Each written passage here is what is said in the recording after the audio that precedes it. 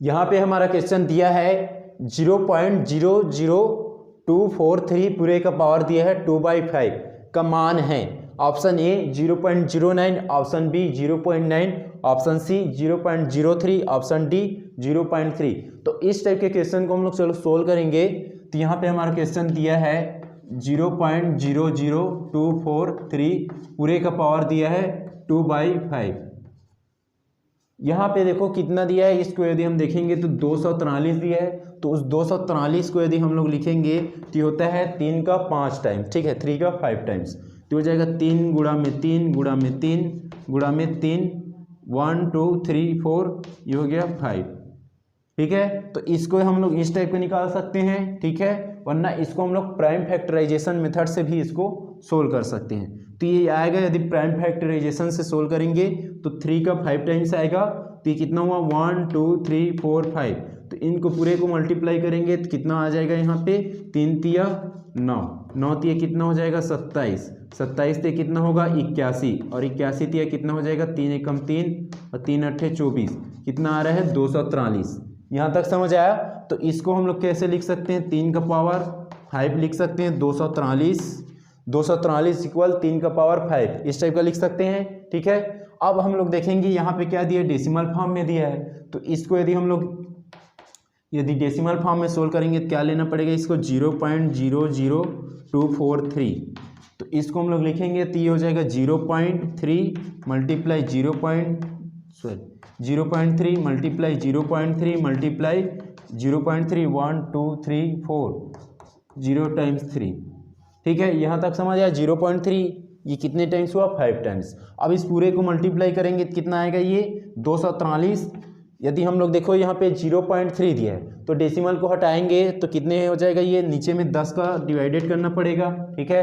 तो कितने टाइम्स करना पड़ेगा 1 2 3 4 5। तो इसी को हम लोग लिख सकते हैं 10 के पावर 5, ठीक है।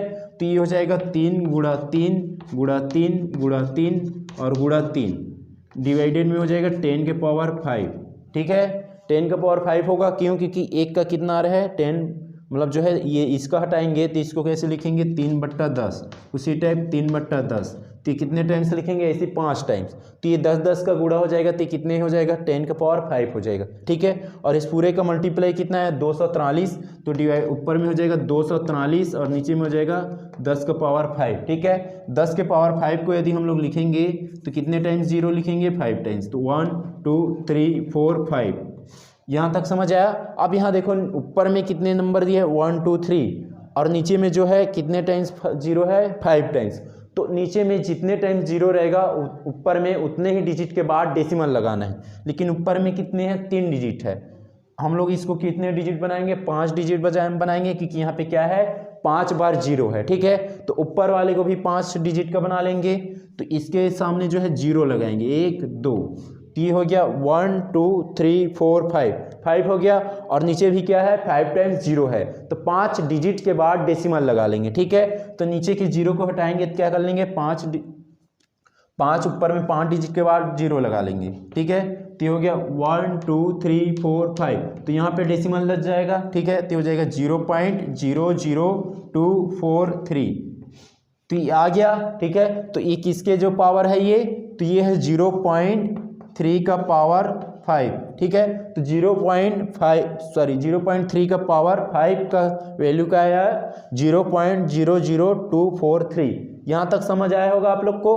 तो इसको हम लोग कैसे लिख सकते हैं, इस पूरे को इसको लिख सकते हैं हम लोग जो है 0.3 का पावर 5 और बाहर में क्या दिया है 2/5। तो ये मल्टीप्लाई हो जाएगा 2/5, 5 और 5 क्या हो गया यहाँ से डिवाइडेड हो गया, ठीक है। तो यहाँ पे बचा क्या 0.3 का स्क्वायर। ये 0.3 के स्क्वायर को मल्टीप्लाई करेंगे तो क्या होगा 0.3 मल्टीप्लाई 0.3। डेसिमल को हटाएंगे तो कैसे लिखेंगे इसको 3 डिवाइडेड में 10, 3 डिवाइडेड में 10। तो 3 तिया कितना हो जाएगा, ये हो जाएगा 9 और ये कितना हो जाएगा 10 दहम 100 हो जाएगा, ठीक है। अब नीचे में देखो कितने जीरो है, 2 बार जीरो है और ऊपर में 1 डिजिट का नंबर है।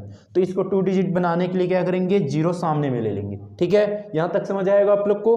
तो कितना हो गया, 2 मतलब 2 डिजिट का बन गया, नीचे में 2 जीरो है, तो नीचे में जितना जीरो रहेगा ऊपर में उतने डिजिट के बाद डेसिमल लगा देंगे। ठीक है, तो 1 2, तो डेसिमल क्या हो जाएगा 0.09।